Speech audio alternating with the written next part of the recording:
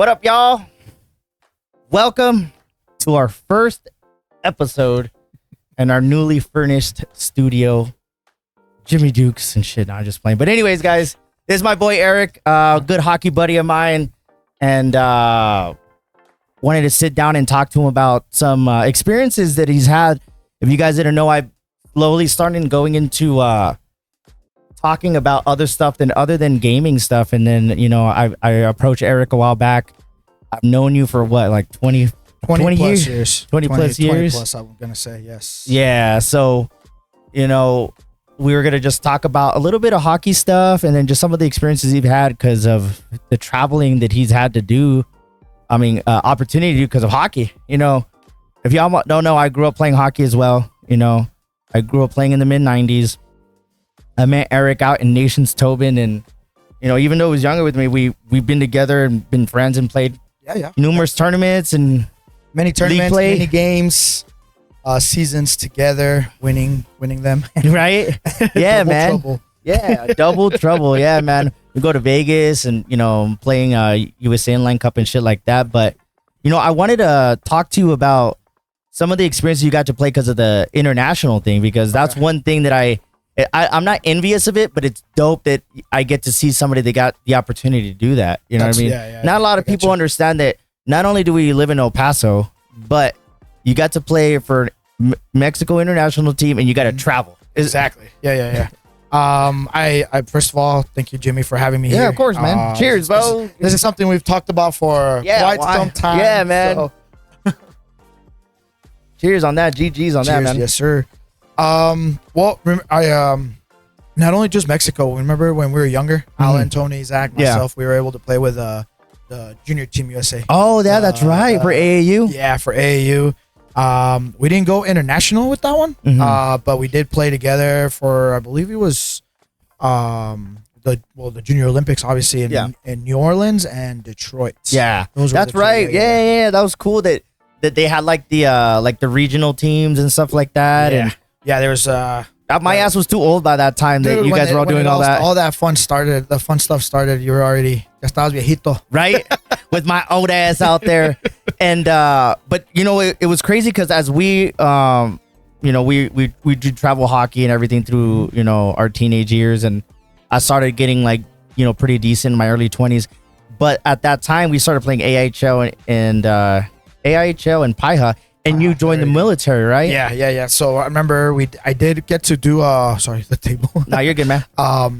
We did I went through one season with PIHA, right? It was like 2 seasons with PIHA. And then that's when in 2010, when I was 21, that's when I ended up joining the military. So I missed out.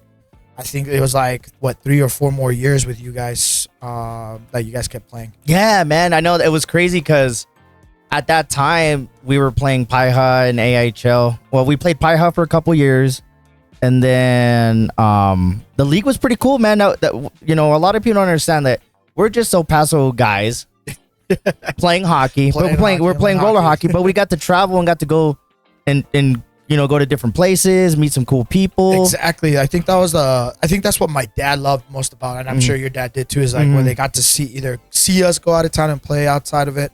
Out of town, or even go with us to those tournaments and see us either be successful or learn from our mistakes. Failures, you know, like it's funny because you know we're both dads now too. So like when I see the kids like play a sport or whatever, I get happy. Yeah, right. Exactly. You know what I mean? So you would see the parents always cheering us on and like you know happy for us to do well or not, obviously. But it was an opportunity that we got to because of playing hockey. Exactly. We went through all those moments with our parents, you know, and then you know now that we're parents, right? I love it. I love it when my daughter does good in basketball, when she does in softball, when parents come up to me like, hey, you know, your daughter's getting so much better, right? Or they're doing so much better, and it just makes you happy, man. It makes me, you know, really proud. Yeah, you know, at least I did something right. You know, so you know we were talking about the PIHA and everything. So you left the military, and then when did you leave in the military? So yes, man. Okay, so I joined the Army in 2010, and then I was stationed in North Carolina for those first 4 years. deployed to Afghanistan, and you kind of stopped playing. Yeah. You can't play. It's a full-time job, and they expect you to answer your phone at all times. And and actually, you know what? There wasn't even inline hockey in North Carolina. It was there was ice, but I didn't get to see that until towards the end of like my time in North Carolina. I think it was like less than 6 months where before I moved back to El Paso, and I found out that there's a ice rink on post. It was crazy. As long as I've been there, I never knew. Damn, because you had so much shit going on. Yeah, I didn't know there was an ice rink there. And then sure enough, like towards when we got back from Afghanistan, our battalion commander sent out a memo, it was a memo to like, I guess they sent it to leadership distributes it out and saying like, hey, if there anybody in the battalion that plays hockey, tryouts for the battalion team is this week or whatever. I put a timeline, and I'm sitting there like, what? I didn't know this even existed. Sure enough, our battalion commander was it wasn't even battalion commander, it was brigade commander. It was a full bird colonel. He is a big hockey fan, lover. He grew up playing I remember him telling me that he did play roller, but he was mainly ice all the time. Yeah. So it was pretty cool to find that out. So toward the end. Yeah, towards the end of my time in North Carolina, the last 6 months, I found out, and I started playing a little bit, but then that was it. Yeah, that was great. So so you did that military gap, and then once you came back to El Paso, and you started kind of getting in the rotation of playing. Yeah. And tell me about how you end up getting connected to play for the Mexico national team. Mexico team. Well, when I moved back from North Carolina, I was still in the Army. I was stationed here at Bliss. I was able to transfer over. But being at home, you're just like, oh, I'm at home. I'm comfortable. I can pretty much go back to my what I used to do before the military. Because now the military is it's just a full-time job, 8 to 5 technically, or 6:30 to 5. But anyway, so yeah, once I moved back, I started, you saw me. I started coming back into the inline world at here in El Paso, and then just kept playing in little tournaments that we've had here, until finally we held a tournament here. I forgot when it was, like 2016, 17. No, I'm sorry. Yeah, 17. A team from Chihuahua, the Chihuahua team from Mexico, came down and played in the tournament. They saw me play. They were like, "Hey, are you Mexican too?" And that's so. But that was one of the you have to have a the nationality. You have to have like I have the double nationality. So it was having both of them allowed me to play in the Mexico League. Oh, nice. So yeah, because that's one thing a lot of people don't understand. Like, so you are American, obviously, and shit like that, but you were born in Mexico, so that's why it gave you the opportunity to still play for them, right? Yeah. But well, I was born here in El Paso, but my parents are from Chihuahua. Oh, both of my parents are actually from the Mexican National. And so being born here in El Paso, them being full Mexican, they're able to give you exactly like. So okay. I have both the U.S. citizenship, and because of my parents, I'm also Mexican. Oh, okay. Because technically, I got dual citizenship with Panama. Exactly. Yeah. Because you were born here, but I was born in Panama, but I was born on a military base. So when we came here, so like I can go, like I have a Panama birth certificate, but I also got a U.S. certificate. Yeah, there you go. You connected with them, and then you were eligible to play. Exactly for the league. So it allowed me to play and be part of the Chihuahua team, basically because my parents are from Chihuahua. So to represent technically the state, in the national tournaments that they have, and I just kept going to the tournaments, and I think it was like after my second or third tournament, I think it was my third one actually. The list came out for the ones that can try out. I know that are basically trying out. They name it's like 2 teams, and they name that many people, and on the following tournament, they base that tournament. They'll go ahead and they pick the team. From those 2 teams, so they picked one team. Oh, damn! One team, and then so it wasn't even a tryout. Just like depending how you guys played. Exactly. Like the first notice was kind of like, "Hey, we're looking at you." Okay. So the next tournament, obviously, you got to show up, and show out, and if they liked you or whatever after that tournament, out of those 2 teams, don't make one team, and that's the team. You know, so me being able to play, you know, in Mexico, allowed me to be a part of that, which I ended up making the first list. And then that following tournament, I played really well, and then that's when they're like, hey, you know, you made the team pretty much. That's crazy. So it was kind of like that, and I think I got notified. I think it was like 3 months before the World Games. Damn. That were in Italy. That is sick. I remember when you were going, I was like, you son of a bitch. But I was happy. That was cool that you got the opportunity. You know, you were just like getting back in the swing, and you're not a slouch. You know, you're really good. So you got to go down there, play in Mexico. Then they're like, hey, you want to play with us internationally? So where it was like, how was that? How you were like, what? Like, yeah, it happened from one thing, you know, from one day to the next, and it was pretty cool that when I was notified, hey, you're on the list, and I'm like, what are you talking about? And then they're like, oh, they're watching you now, and they showed me, and I'm like, oh snap, I didn't even know I could be a part of it just because I was. You were just happy to be there. I just wanted to play tournaments, you know, travel Mexico, have fun, and you know, drink up a little bit, have a good time with friends, and play hockey. Yeah, that's all I thought about it, you know, until boom, the list came out. That's crazy. So when they asked you to come out, and you're like, oh shit, Italy.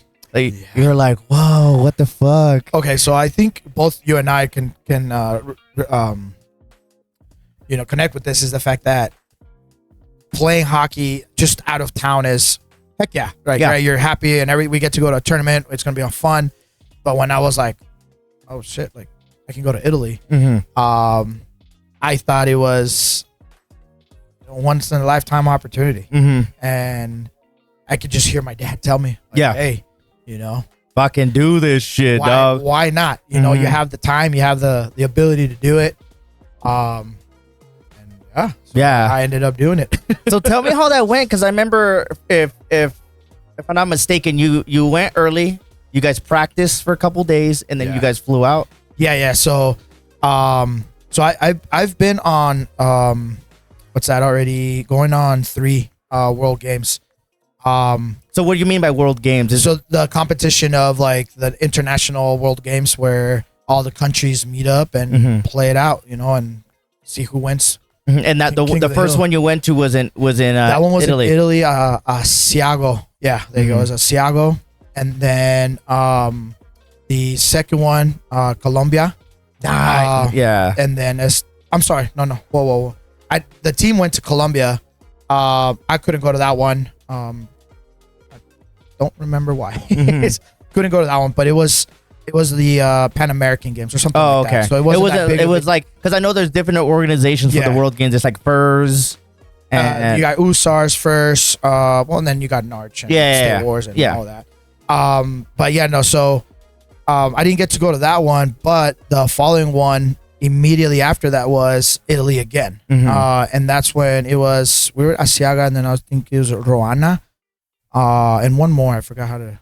But that was so that was my second one, and then my third one was we just came back from Argentina. Damn. Argentina was pretty badass because we were there kind of like when we were in Buenos Aires, and during the games there, as we were driving to go to the rink, the opposite side of the freeway was shut down because the buses of the Argentinian soccer team, they were leaving to the World Cup. Oh damn. So like we saw like the whole parade and, you know, the team bus. Yeah. Nobody gives a shit about us. Yeah. But everyone wants to go see soccer though. So yeah. Oh well, fuck it. Yeah. So like, tell me that experience when you went to Italy for the first time and you're there with the team. Like obviously you know these guys to a certain extent. Yeah. You guys show up to Italy. Like, what's the rink like? What's the atmosphere in another country? Because I mean, we've played in a decent amount of places here in the States, but like when you play in Europe, and like, how is roller hockey out there? So what I did notice, like in Italy, in the first time they had the inline rink inside an ice hockey rink. So it was a medium-sized stadium, pretty cool stands and everything, but the inline rink was inside the ice rink because you know how the inline rink is a little bit smaller. Yeah, the international ones are a lot wider, like, and a little longer than like an NHL one, so it fit inside of it. It fit inside the ice rink, so that one was pretty cool. We've always, on all the tournaments we've ever played here in the States, right? Like you see the fans and they're like, oh, you know, they cheer, but when my first time ever, and I still have those videos. I recorded like France, Italy, Spain, who else? Great Britain, Sweden. All those teams all had a fan base there, and cheering like big chants, like we see in the NHL when they make that music. You know what I mean? Like, so it was like that. So I was kind of like, oh wow, like, that's dope. Like these these are legit inline hockey fans because they went crazy for their team, and the chants are they're awesome and they get you pumped. Yeah, that's the thing that I've always liked about the atmosphere of. I mean, obviously, when we were playing here in El Paso, when we were playing IHL, you remember our fans would. When we would play home games, people would show up. It was so dope. So I could only imagine on an international scale. I mean, obviously, there might not be that many people from Mexico, but seeing all those other countries going through that, like those type of support, which is, I mean, when we went to Argentina, a lot of the players' parents actually flew out there, so that was pretty cool to see. But no, when I mean like these, the fans that were there for all the other countries, they get crazy. They have the drums, they do the rhythm, they chant, they scream. I'll show you some of those videos. Oh man, from the first one. So it was a wonderful time. Yeah, I loved it. And that's cool because, like, so how many countries show up? Like, when you went to that first one in Italy, I remember you taking a picture, man, and you're like, you fucking wear your shirt and shit. I was like, fuck yeah. Like, bitch, Mexicano. Jimmy Dukes gave me out in fucking Italy and shit, yeah. Oh, yeah. Yeah, I had to because I'm like, support this guy and, that hopefully that video gets out somewhere. Right? No, that was cool. So, like, and then, how many teams were there? I mean, you rattled off a couple countries, but like, how many teams are in the overall tournament? Like, so if I remember correctly, okay, so in these world games, right? Like, obviously, you have your bottom tier, and then you have your top tier, right? Top tier being like Canada, U.S., Italy, France. The big names, Great Britain, the ones I named earlier. That's like the tier 1, and then they have the bottom, and that's tier 2. And unfortunately, in order to get to tier 1, you got to win tier 2. You got to get first or second place to be able to move. Like, so the bottom 2 move down, top 2 of the bottom tier move up. Yeah. So that's how it goes. So, if I remember correctly, I think it came out to like at least 24 teams. Damn. So like it was tier 1 was top 12, and then tier 2 is the bottom 12. It was something around something. But still, 24 countries. Yeah, bro. Different ones. You got like What were some of the randomest countries that you had no idea that Latvia? Okay. They just won did they beat or lost to Canada? I think it was in the Junior World Games not too long ago. It was, let's see, India. that one was crazy. Who else? The Chinese Taipei. Okay. Those guys are pretty badass little dudes. Those are the ones I can. Australia. I remember Australia. Yeah. So there was like from all over the world. And that's the thing that always gets me. Like, I'm like, damn, that's dope that so many different countries, regardless like the tier levels or whatever, all showed up to one damn place. Yes, and so it gets super packed, and that's why you get fans. And it's an amazing event to see because I mean, coming from El Paso. Exactly. And that's the thing that I always tell people, man, like, yeah, I got to travel a lot of places because of inline hockey. I mean, I maybe could have gone to Phoenix and Tucson and places like, but I would have never went to Florida. I would have never went to fucking LA. I would have never went to Colorado or, places like that. I've been to Pittsburgh and shit like that. I would have never gone to those places if it wasn't for inline. New Orleans, yeah, Detroit, I would have never gone because of those, but right? But because of inline hockey, dude. So you went Italy the first year, and then when you went back again, it was Italy the second year, right? But it was at a different. It was at different. Yeah, it was different parts of Italy. I don't know exactly how. I can't recall exactly how close. Like Asiago, Roana. Oh man, I forgot the other one. Yeah, no, I can't remember. Yeah. They're all separated, so you go. But what's neat about Italy is that it's the how when we travel outside of El Paso, right? When we go across Texas, and it's pure desert, it's boring as hell, right? So over there is when you're traveling from city to city, which actually it's like town to town. Yeah. The what do they call it? Like the the whole outside is just mountain green. Yeah, like you see on fucking their scenery, wallpaper. Exactly. Wallpaper everywhere. Exactly. And I'm sitting here like, wow, like this is pretty neat, because then you'll see up in the mountain, you look up and there's a town on the mountain. Just, you know, you're like, Jesus, can it collapse? Like, right. You know, it's been around for centuries. Exactly. And shit. And that's what, like, that's the neat, that was the, you know, one of the things I won't forget about Italy, of how beautiful everything is out there. Regardless of the how well you did or didn't do, the while you were out there, you took it all in. Like, damn, when am I ever coming to Italy? When am I ever coming back? Let alone to play fucking hockey. Exactly. When does this opportunity come for? Remember, I told you I was like, fucking go, man. Fuck, I can't. Yeah, exactly. Yeah, I remember you were like, oh shit. I was like, dude. I remember. I can't remember, but I just said, fucking, that's dope. And you're like, you already were leaning going to go, obviously. But I was just like, fuck yeah, that's dope. Yeah, no, I think I remember. Like, what was I asking you? It was something like, man, should I not? I don't know. I think you are. Because I think along the lines, like, can you financially afford it? Can you financially get away? Yes. Well, fucking do it. Well, then fucking do it. You know, it's because you know what it was. That's right. The first trip, everything was covered. Like our transportation, our hotel, our food, equipment wise, to like be taken care of over there. Like everything was taken care of. The only thing we needed to pay for was for the flight. Yeah. And I think at that time, I'm starting, like, you know, was it my relationship with Laura? Mm-hmm. Oh, that's right. And I don't know. It was just kind of like, I just wanted, you know, do I stay with her or do I go? Or, yeah, well, I mean, yeah, because obviously it's kind of like, well, fuck, I want to be with her, but I don't want to cause anything, but I could afford this trip. Exactly. I want to fucking go. And you know what I think it was? I was just worried that, like, oh, I'm leaving for like 2 weeks. I know it's just 2 weeks, doesn't sound that long, but I don't know. I guess I just like, damn, what if she gets, you know, she gets or whatever. I don't know. I was just, no, but you know, you're still with her to this day, obviously. Married her. You know, married, you know, so that was a winner and overall. So Italy 1 and Italy 2. And then out of those 2 rinks, which one was a better rink? The first one or the second one? Ooh, they were both. I like the first one because the town that we were in, they lived and breathed inline hockey. Nice. Like they had, like, I remember walking the streets and just at every light post, it's like flyers. Like, you know, when we go to an NHL game, right? A big city, they put the teams. Yeah. They had that for all the inline hockey players. That's like, crazy. They lived and breathed like inline hockey. So that was like the pretty dope to see. That was dope to see. Yeah.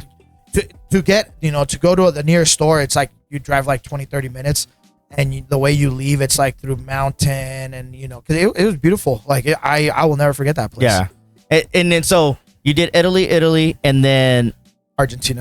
Yeah. But in between, then you were already traveling here, like in the States, and playing a high level hockey at that time too. It's not like you were just waiting around every year. No. So like for me and Laura, you know, was frustrated about it from time to time. I play here, like here in the States. I'll go to Narch, I'll go to State Wars, I'll go to tours. I have friends, like, you know, all over the U.S. that play. They invite me to play. Yeah, you're a mercenary. You just show up. Exactly. All right, Torres, you made it. Front line. Get to it, dog. Front line, you made it. No, but see, that's the cool thing about like just hockey or in sports in general is you have that camaraderie. You meet people and you get the opportunity to go play somebody else or play with another team. I just owe it. And not only that, but you know, you also get the experience of big important games, which, I mean, to us, like, I get it. We're not gonna go pro. Yeah, but still, but it's just living in those moments. Yeah, be a part of all that. That's what we love. Right? Yeah, like I think that's one of the, and even just this past tournament we played here in El Paso, even though it's like a small little tournament, local people and, you know, teams coming from out of town, it's still like, as me, I like getting that little competitive itch. That itch, yeah. Because you know what I mean. We're playing competitive hockey. Yeah, you know, I'm not going out there to fucking slay a dragon or anything, but I'm out there busting my butt. Exactly. You know what I mean? Yeah. And I'm having a good time. And I'm playing with my friends. You're playing the sport that you love. Yeah, with the friends that we grew up with playing. Like, that's nothing beats that. Yeah, exactly. So so let me ask you about Argentina. When you went to Argentina, how was that rating compared to the Italy ones? I'm still going to say I like the first one in Asiago. In the first time I went to Italy, the rink in Argentina, there was two rinks. It was like they were like just a big factory, like a big ass warehouse. Yeah. And they put the rink in there, and then they added stands, things like that, and I mean it was pretty cool. Yeah. But it wasn't no fucking Italy. Yeah, but it wasn't Italy where. I mean, actually, the spot where the rinks were at in Argentina was like. They were telling me that's where Ubers won't go pick you up at night.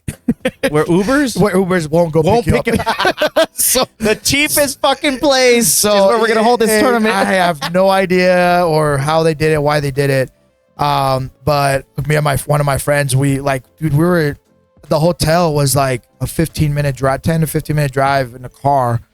So walk it's quite some time. Yeah. And we went to one of the night games, and I think it was like US and Italy or something like that. Yeah. And when we left, everybody had I guess they had an app or something that pre-requested the taxis there. Like it's different there. Yeah. So when me and my buddy, we'll just get an Uber. Well, the game ended like at 8 at night, super dark, and we couldn't get an Uber. Ain't nobody coming out here. Nobody was picking us up, man. Nobody wanted to take the ride. Nope. Damn. And then as soon as we'd see a taxi coming, dude would be there like waving it down like, hey, and they're already pre-ordered for somebody else. Oh my God. So we stayed there I think it was we were outside the place for 45 minutes to an hour trying to get picked up, and that's when I told them, dude, we're going walking. Yeah. Did you guys walk? So we walked and walked. I'm gonna say 30, 40 minutes we walked, and then I see a car with a person inside of it parked under a light. And I'm thinking, it's got to be like a security guard or something, And sure enough, I go knock on the door, and it's a female. And she gets out. It's a cop. I'm like, oh, what the? I'm so sorry, officer. Right. Perdón. Yeah. No, it's fine. I speak Spanish. And I told her, hey, we're trying to get out of here. And where can we? Is there a bus where we can? And she just straight up was like, why are you guys walking out here? Dude, that was the first thing. Fucking places. And she's like, what the fuck are you guys doing? Look at it's because the way we were dressed, and how many were you? How many were you? There's 3 of us. There's just 3 of us, and hey, that's still kind of. I know it's three guys walking around, and just compared to just one person walking alone, you probably still a little safe. Oh man, no, but I mean, still, it was a little. And she just straight up asked me what are you guys doing out here and walking out here? And I tell her where we're at, blah blah blah. And she just straight up was okay, you need to go walk that way towards that light, keep going, and then you'll see a bus stop and get on bus B, whatever it was. So there we go, dude. We walked over there checking my surroundings at all times. Just no one sneak up on us. And that was in Buenos Aires. In Buenos Aires, and outside. That's why it was the outskirts of it, kind of little. It was something like that. Yeah, it was kind of in the area, but not the places to be. They're just it's best to not walk alone at night, in Argentina and Buenos Aires. In any city, there's always bad spots. It doesn't matter where crime rate or whatever, but yeah, you rather not put yourself in that situation. Right? And so there was what are you doing? Well, we had no choice. Exactly. But luckily, as we're waiting for that bus, one of the other buddies that was with us, he was like, hey, I got an Uber.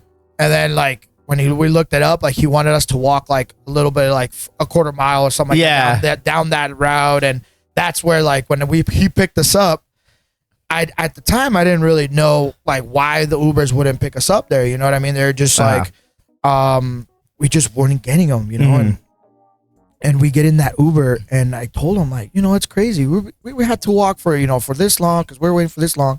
And he straight up goes, dude, it's because you guys are in the worst part of town. You guys should not be walking, and no Ubers like to go over there. So I was like, oh, all right, now it all we ain't makes doing sense, that shit again. And so it was funny, but whatever. At least we got safe. Yeah, I was gonna ask you without getting in trouble, what other funny stories or things that you experienced, just in between, the traveling, the airports, the interaction with people at restaurants. Can you think of something that pops on your head damn, that shit was a funny interaction, or it was interesting to be in that atmosphere, or ordering food in Italy, or being in you already talked about being in Argentina in that little shady area as you were leaving. Can you think of anything else that pops in your head this was cool. Like that was cool. I would have never experienced that if I wasn't here. Oh man, you know the Italy's and Argentina. Not, oh man, we have our stories here in the U.S. right when we've gone to Vegas, we've gone to New Orleans, you know, but I cannot think of something right. Dude, without getting in trouble. Without getting in trouble. Without getting in trouble and shit. Yeah. No. Don't get me in trouble, Jimmy. Right. No, actually, no. Dang. Trying to think. Like let's say you're at a restaurant or interactions with people. Funny interaction. Dude, you know what? I can't think of anything. That I cannot think of anything. I think like maybe. Well, something pretty cool. Obvious. Well, I mean, it's obvious. It just has to do with the money exchange. But I think it was pretty cool when we were in Argentina and we literally like, dude, we're all in shorts and sandals. Hats backwards. Just how we are now. Yeah. And we were walking downtown Buenos Aires, like the good areas, and we pulled up to a fancy steakhouse. Yeah, wearing sandals and shit. Dude, you go inside and everybody inside was like in slacks, like super like, fancy. And they almost denied us service. Yeah. Because of like the sandals. But I think there was just like 3 of us and out of like the 14 of us that there were. And we told them, we just wanted to eat a nice juicy steak. That's where we're from we're from Mexico. Yeah. And the guy was like, oh, all right, fine. Come on in. They sit us down. Due to the exchange, like the money currency exchange, dude, we all got a tomahawk steak, good size, and you would think here in the U.S. a tomahawk steak with sides and drinks, $50. Oh, not even like $200, like for a depending where you're like Ruth Chris, or you go to Ruth Chris and shit like Dallas that, or San Antonio, big cities, but dude. We got it there in Argentina. When we got the bill, I'm looking at it like, oh, that's like the Argentinian, that currency. And when you switch it over, dude, $30. Damn. Like for a nice juicy, like I think it was like almost 20 ounce, 22 ounces. Fucking A. With fries, the sides, fancy sides, and lettuce, and dude, I think that like cash wise, I just gave up like it was like $35. Right here, here's a badass tip too and shit. Like we show like, hey, right. But how was like that's one of my bucket lists is to go to Italy. So did you get to eat some of the food there? Oh, like best food. Yeah, I can imagine. The pasta.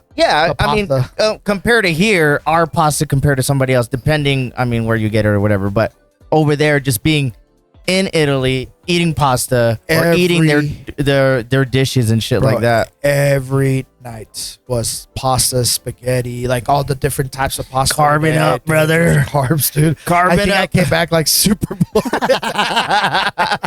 dude, because he was just, you got what, like the penne pasta, the twisties, the spaghetti, like, you just have all the different styles, and every day, because the meals are paid for. Yeah. So every night for dinner, they gave us like a different style of pasta, spaghetti, nice, pizza. And was that at the hotel? Yeah. Nice. And it was so you didn't have to go anywhere. No. Like that's why they gave us times like, hey, breakfast is 9 a.m.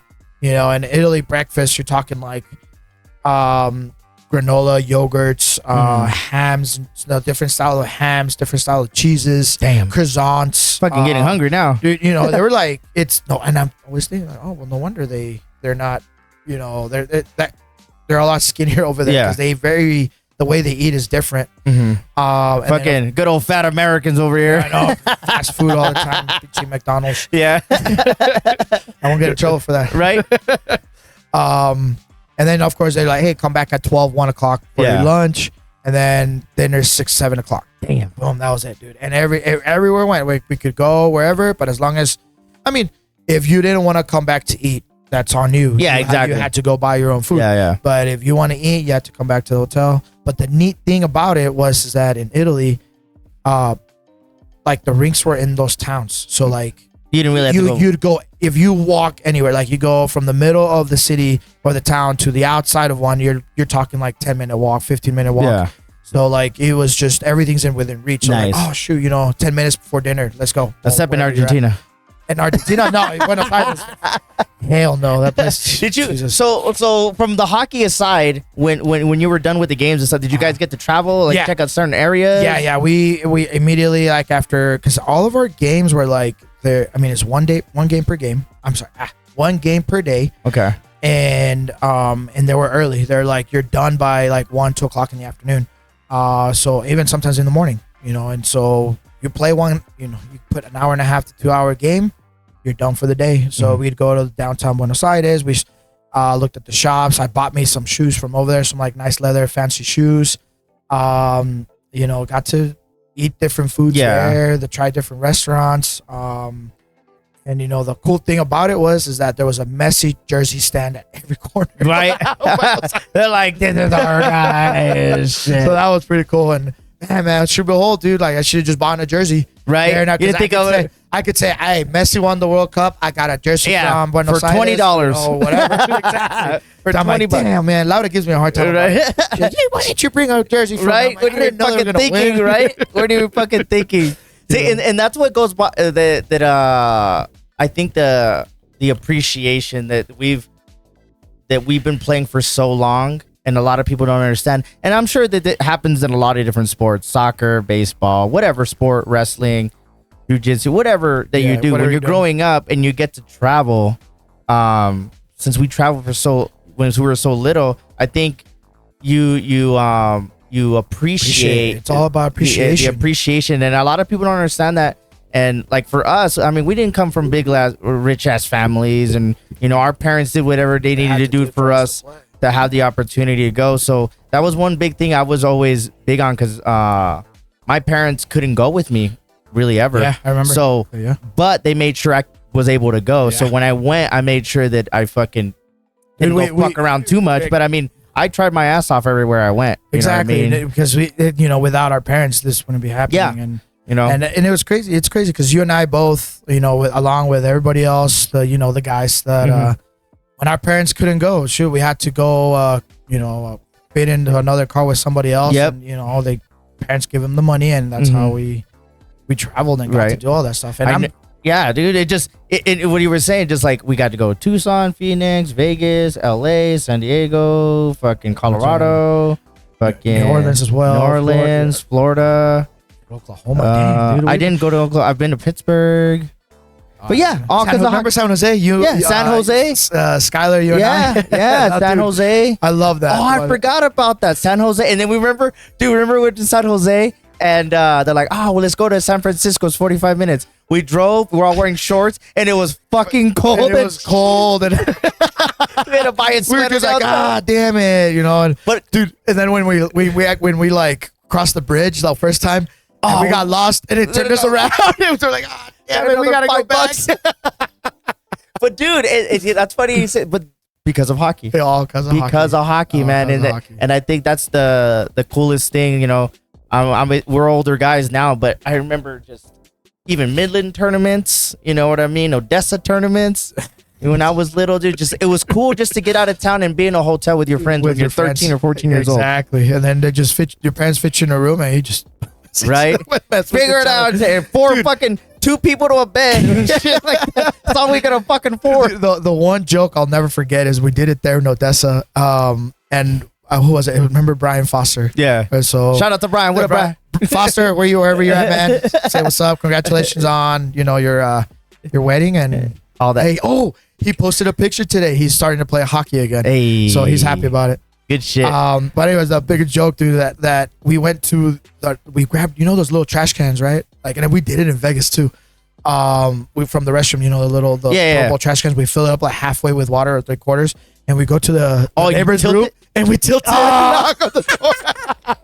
So when they open the door, you get water all over. Like, wow, what the fuck, dude? That was one of those little fucking hotel pranks and shit, dude. Yes, man. That was, and that goes back to the hockey and the camaraderie that you get to have with your friends. Because I've known you for so long. We're all really good friends. We might not hang out all the time or see each other all the time, but when we do hang out and talk, it's just like no time's ever passed. Nothing. Like that's. I love you guys. Yeah, for sure. Like, it's something that we've grown up together and gone through so much. Yeah, and I think that's that bond that people build, and obviously hockey was that for us, but obviously people build that with different things that they do in life. But it's cool that a lot of us still keep in touch, still hang out. All because of that. We all know each other's families and friends and kids and shit like that. So that's dope, because that was the whole premise of like I wanted to talk about.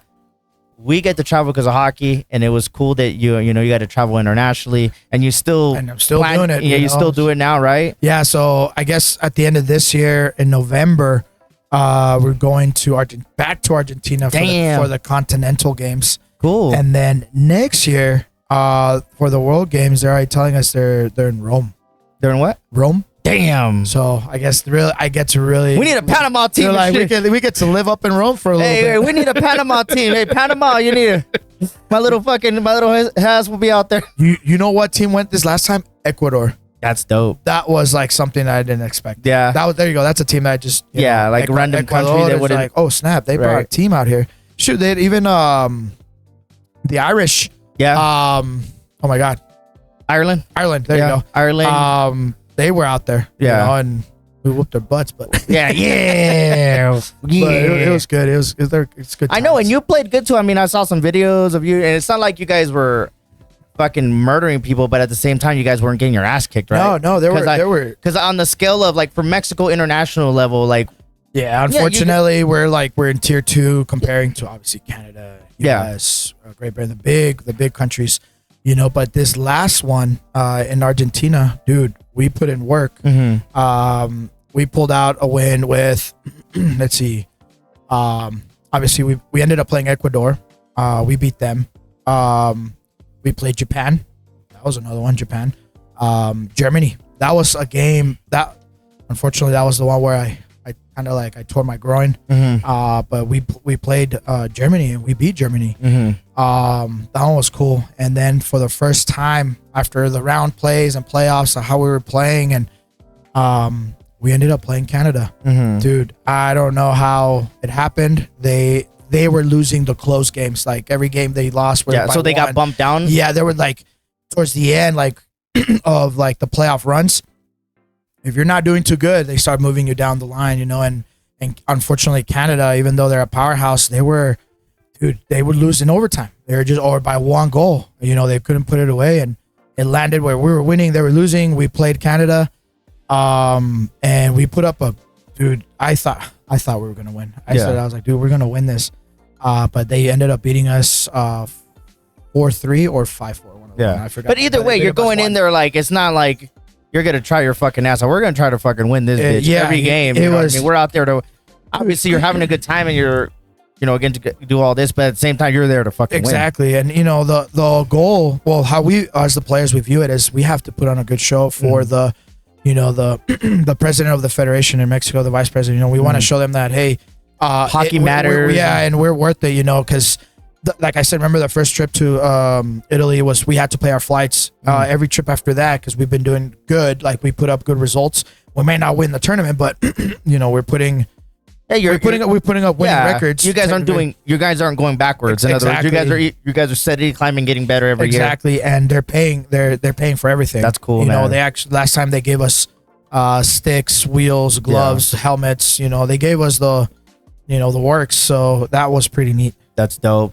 And so, and you play with a lot of those guys throughout the year with tournaments here and there in Mexico. And that's the so cool you guys thing. are just still, you still build that chemistry. You might not play with each other time, but in those tournaments, you guys get to kind of catch up and build from there. Together. They'll come. Sorry, my voice is. They'll come from Mexico City, from where they're at. The selection team, and we'll go to Narch. We'll go to California for Narch. We'll go to let's see. We've gone to Colorado, Narch, California a couple times, Colorado a couple times, and that's how you get better too. Because we play together. How we do. Because down there, the level of hockey might not be as high of when you go to these tournaments. So that's how you test yourself. That's how we get to play. Technically, the best inline hockey there is out here is in California. Technically, right? That's what they always say. And we'll play Narch. We'll play platinum level, which is right under pro. And the closest we've won to winning is we got second place. We lost in the championship game 1-0. Yeah, dude, when do you hear of a inline hockey 1-0? Right. Yeah, so, usually 2 or 3 goals easily a game, for sure. But that's dope, man. I mean, I'm happy for you, and I'm glad that you got to do all that, and you're still getting it.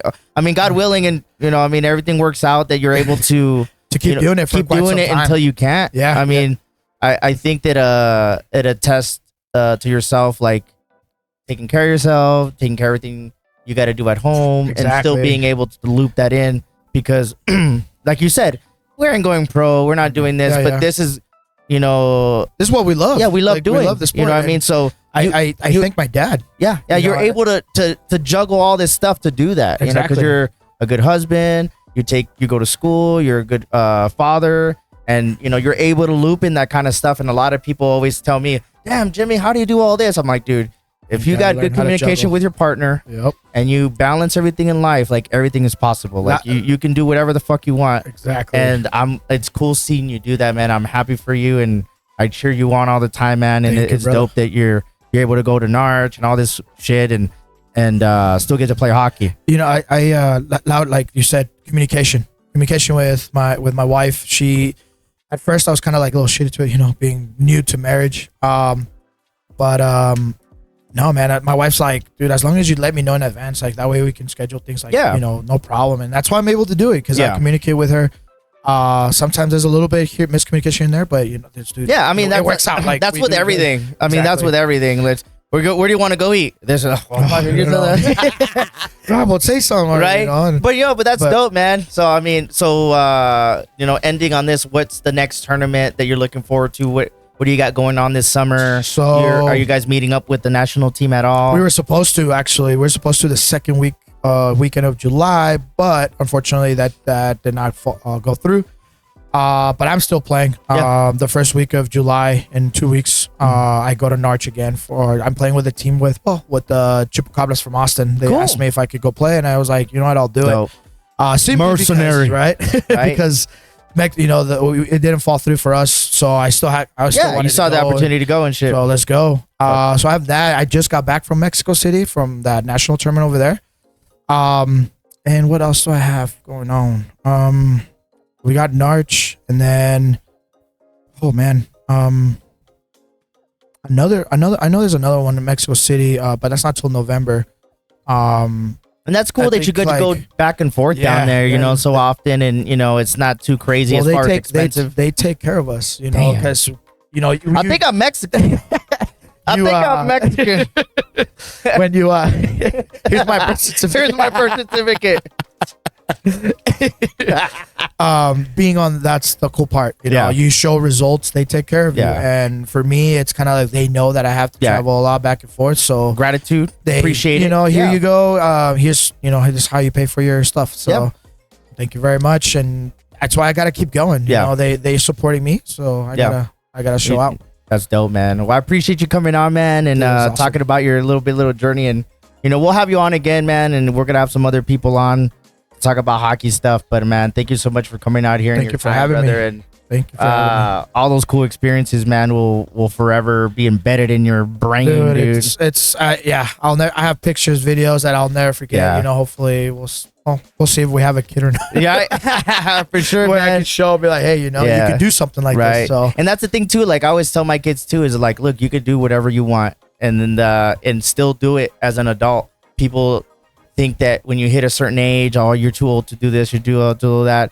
One thing about the hockey community that I love is that everybody still plays or tries to do what they can to keep it in their life. Because if you're playing hockey, you're semi in shape. You're taking care of yourself and stuff. Exactly. And then shout out to the Pile of Bones, man. Those guys are the epitome of taking care of yourself in your 60s and 70s and playing hockey. They're what, 40s, 50s, and 60s, like, and they're still playing, and still playing. Yeah, you know what I mean. So like, those guys are. That's legit. Why I even though I might not play as often, I always make sure that I loop in hockey, man. But thank you so much again for coming on, brother. I appreciate you, man. Thank you for having me. It's pretty cool, man. And we'll run it back with some of the other guys. Yeah, man, for sure, man. More BSing and shit like that, man.